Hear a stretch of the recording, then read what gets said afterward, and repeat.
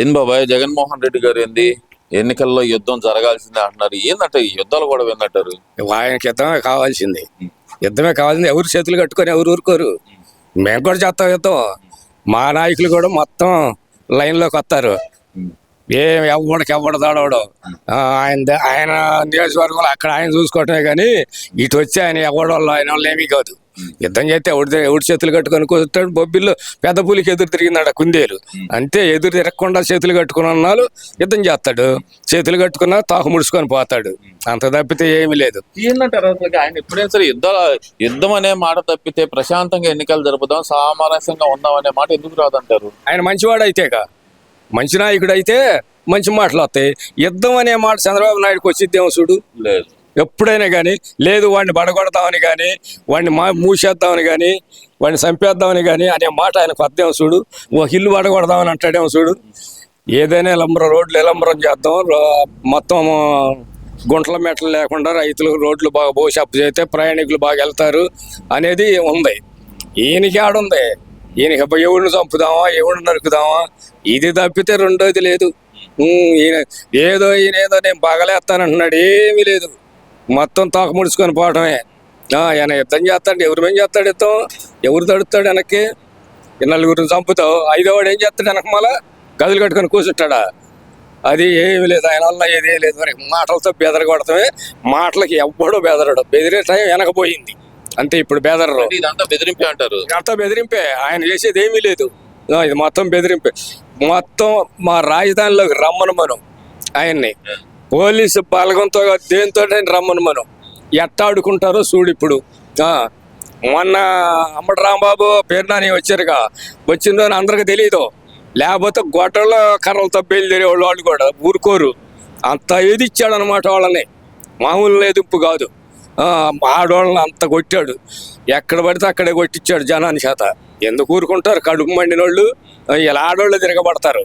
మగవాళ్ళు దాకా కూడా కాదు, ఆడవాళ్ళు తిరగబడి చెప్తారు ఆయనకు సమాధానం.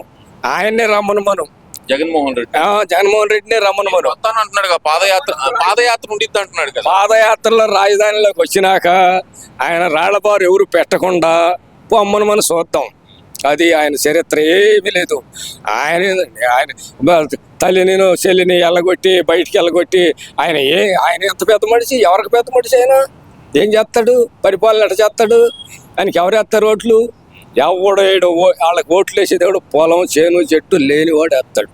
చేను చెట్టు ఉన్నవాడు ఎవడో వేయడం. అది ఒకసారి చూశారుగా. మళ్ళీ వచ్చినట్టు ఏమి ఉండేవి కావు. మొత్తం గవర్నమెంట్ పరం అయిపోయేది. వీళ్ళు వాడికం చేయాల్సి వచ్చేది. అందరికీ తెలుసు, రైతులకు కూడా తెలుసు అన్నమాట. కాకపోతే ఏంటంటే ఎందుకుంటారంటే వెడితే రూపాయి కోసం, మందు బుడ్డి కోసం, పలావ్ ప్యాకెట్ కోసం ఉంటారు. అంతవరకే. ఏంది మరి స్థానిక సంస్థలు ఎన్నికలు రాబోతున్నాయి రేపు సెప్టెంబర్ నుంచి అంటున్నారు. వాటిల్లో ఒక్కటి ఏకగ్రీవమైన మిమ్మల్ని ఎవరిని ఊరుకొని మీ సంగతి తేలుతానని చెప్పి వాళ్ళ నాయకులకి వార్నింగ్ ఇస్తున్నాడుగా మరి జగన్మోహన్ రెడ్డి గారు. వార్నింగ్ ఇస్తే వీళ్ళు ఊరుకుంటారు? వీళ్ళు ఎవరు వార్నింగ్? వీళ్ళు కూడా వార్నింగ్ ఇస్తారు. వీళ్ళు చంద్రబాబు నాయుడు వద్దు వద్దు అని ఆపుకొస్తున్నాడు. అన్నాడంటే వైసీపీ వాళ్ళకి ప్రాంతాల్లో ఉండరు. అదే గుర్తు మనకి. వాళ్ళు ఎప్పుడు కూడా పరారులో ఉండటమే. ఊళ్ళో సచ్చిన ఈ ఊళ్ళో ఉండి పనిచేసే ప్రసక్తే లేదు. ఆయన ఎందుకంటే తగులొద్దు అని ఈ రాజధాని డెవలప్ ఆగిపోయింది అని ఈడేమో చెడదెంగటానికి ముందుంటాడు జగన్మోహన్ రెడ్డి. ఈయనేమో ఆపుతున్నాడు. ఎవరైనా ముఖ్యమంత్రి 5 సంవత్సరాలు చేసావుగా. మరి మచిలీపట్నం రాజధాని ఏంది, విజయవాడ రాజధాని ఏంది, గుంటూరు రాజధాని ఏంది, మళ్ళీ పోయి వైజాగ్ రాజధాని ఏంది? ఇన్ని రాజధానులు ఏంటి? ఏమన్నా ఉందా? అది పరిగొడ కాసే పుట్టోడు చెప్పడండి ఈ మాట. పరిగొడ కాసుకునేవాడు కూడా నీ రాజధానులు అనే మాట అన్నాడు. ఇక్కడ రాజధాని ఉంటే బాగుంటుంది మోటోడు కూడా అంటాడు. ఇక్కడ ఒక్కసారి ఎక్కడన్నా కానీ ఒక్కసారి ఉంటే బాగుంటుంది. నువ్వు 10 సార్లు ఆడవ రాజధాని అంటే 7వ రాజధాని అయితే బొమ్మల పెళ్ళి ఎడ పెడతాడు రాజధాని పెడతానికి. ఏంది సామాన్యం? 5 సంవత్సరాలు ఉండవు. మరి 7వ సార్ పెట్టుకోవచ్చు కానీ ఎటు వచ్చిన ఇక్కడ కట్టొచ్చుగా. ఎడ కట్టావు? కట్టింది లేదు, పెట్టింది లేదు. అదే కట్ట పెట్టినమ్మ ఈ పంత దేవులాడినట్టు ఉంది ఆయన అని చెప్పేది ఏమీ లేదు. ఆయన ఒట్టెత్తర పచ్చి మంచిలే. రేపు ఈ 11 కూడా జడదేంకోవటం. ఇక ఈ రేపు ఈ వచ్చే ఎలక్షన్లో ప్రతిపక్షం అనేది ఉండదు. ఆయన కూడా అదే అంటున్నాడు. వచ్చే ఎన్నికల్లో ప్రతిపక్షం లేకుండా నేను ఒక్కడే ఉంటాను అధికారం. ఆయన ఒక్కడే ఉంటే నీకు ఎవరుండరు. ఆయన కింద ఎవరు ఉండరు. ఆయన ఒక్కడే మిగిలిపోతాడు. చూస్తా ఉండు. ఏకాకిలా అయిపోతుంటారు. ఏ కాగ్గా అయిపోతాడు చూస్తా ఉండు మళ్ళీ. అదేంటి బాబాయ్ ఆయన జనాల్లో కొత్తాను యుద్ధాలు చేస్తానంటే మీరు ఏకాకి అంటారండి. యుద్ధం చేస్తే ఎవరు వేస్తారండి ఓట్లు? కొడితే ఓట్లు వేస్తారా? యుద్ధం చేసి కొడితే ఓట్లు వేస్తారా? మామూలుగా బతివాలి పుచ్చగించి అయ్యా అమ్మ అని 100 ఇచ్చి 200 ఇచ్చి వేస్తే ఓట్లు వేస్తారు. లేకపోతే నీ కొడితేనంటే ఎవడు ఓట్లు వేస్తాడు? అసలు నిన్ను చూస్తేనే జనం తడుతున్నారు ఇప్పుడు, వచ్చే లాభం లేదని. అసలు ఆ 11 కూడా రేపు రావు చూస్తా ఉండు. సున్నాయి ఏముండదు. ఉన్నానే మీరు అంటున్నారు, మరి ఆయన ఏంది మాకు ప్రతిపక్ష హోదా ఇస్తే గనక మిమ్మల్ని కడిగేస్తానని చెప్పి భయపడి మాకు ప్రతిపక్ష హోదా ప్రతిపక్షంలోకి వచ్చేగా ఎవరు రాని ఇట్లా పిలుస్తున్నారుగా, అందరు పిలుస్తున్నారు. ఆఖరికి నువ్వు గోదబాగలు కొట్టినా రఘురామకృష్ణరాజు చేతులు పట్టుకొని రా ప్రతిపక్షంలోకి అంటున్నాడు. మరి నువ్వు వస్తున్నావా? నీకు భయం పుట్టి పోతున్నావు పక్కకి. భయమా? భయమేగా. భయం లేకపోతే ఎందుకు రావు? ఆయనకి భయం ఏంటి? మరి భయం కాకేముంది? నీకేముంది? ఆడేం మాట్లాడతావు నువ్వు? అటు నువ్వు ఒక మాట మాట్లాడితే వాళ్ళు 100 మంది మాట్లాడతారు. నీ వల్ల కాదుగా. మరి నీకు ప్రతిపక్షం బలం ఏది? బలం లేదు, అందుకని నువ్వు మాట్లాడలేవు. నువ్వేదైనా వంకర కోతలు కొత్తావు, మంచి మాట మాట్లాడవు, అది పనికిరాని మాట మాట్లాడతావు. అప్పుడు ఎందుకు ఊరుకుంటారు జనం? ఊరుకుంటారా? మరే మన అచ్చెన్నాయుడు అడుగుతున్నాడు, నీకు సిగ్గు శారం ఉంటే రమ్మనమని రా.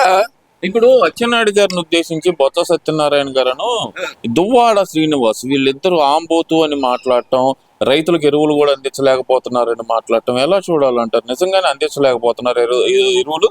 అలాగే వీళ్ళు ఈ భాష ఆంబోతు అని అచ్చెన్నాయుడు గారిని మాట్లాడటాన్ని ఎలా చూడాలంటారు? ఏమి లేదు, ఎరువులు రైతులు ఎవరు పలానా రైతు నాకు ఎరువు అందలేదు అని చెప్పమని మనం పలానా. ఇప్పుడు టీవీలో గోల్ చేస్తారు కదా మాకు ఎరువులు అందలేదని. తెలంగాణ గోల్ చేస్తున్నారు ఎరువులు అందలేదు. మన రాష్ట్రంలో ఎందుకు చేయట్లేదు? మరి అట్లా ఎవరైనా చేశారు ఎరువులు ఇవ్వని? మరి అట్లా ఎరువు అందలేదని అంటాను కారణం. మరి బొత్స సత్యనారాయణ ఈ పవన్ కళ్యాణ్ పెట్టుకొని ఆడటం ఎందుకు? నేను వస్తానని చంద్రబాబు రానీడు, నేను వస్తానని పవన్ కళ్యాణ్ పట్టుకొని ఆడటం ఎందుకు? ఆయన రాకుండా మానుకోవచ్చు. మరి ఆయన అటు వాదిచ్చేవాడు, మరి ఎందుకు అడుగుతున్నాడు పవన్ కళ్యాణ్ని? ఆయన చరిత్ర తెలియదేనా? జంప్ అవటానికి రెడీ అయ్యాడంటారు. జంప్ అవటానికి ముందు బొత్త రెడీలో ఉన్నాడు. ఎప్పుడైనా సరే పవన్ కళ్యాణ్ కన్ను మూసి అన్నాడు అనుకో, బొత్త వెళ్ళిపోయినట్టే, సమస్య లేదు. అంటే జగన్ అయిపోయింది అంటారు.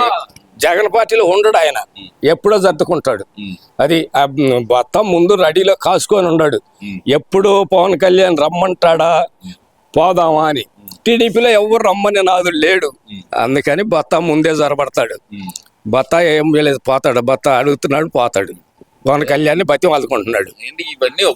ఇవన్నీ ఆయన అంటుంది ఏంటంటే, జగన్మోహన్ రెడ్డి గారు అంటుంది ఒకటే మాట, నాకు ప్రతిపక్ష హోదా ఇస్తే గనక మిమ్మల్ని కడిగేస్తాననే భయంతో అసెంబ్లీలోకి నన్ను రాకుండా చేయడానికే ప్రతిపక్ష హోదా ఇవ్వట్లేదు.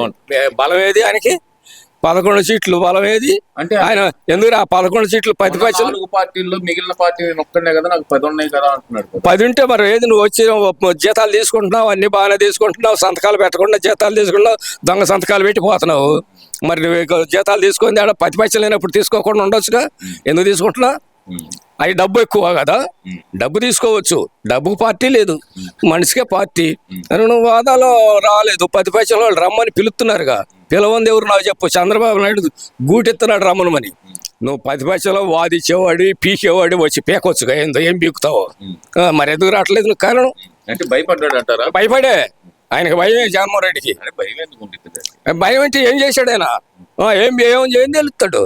ఎవరినేం అడుగుతాడు?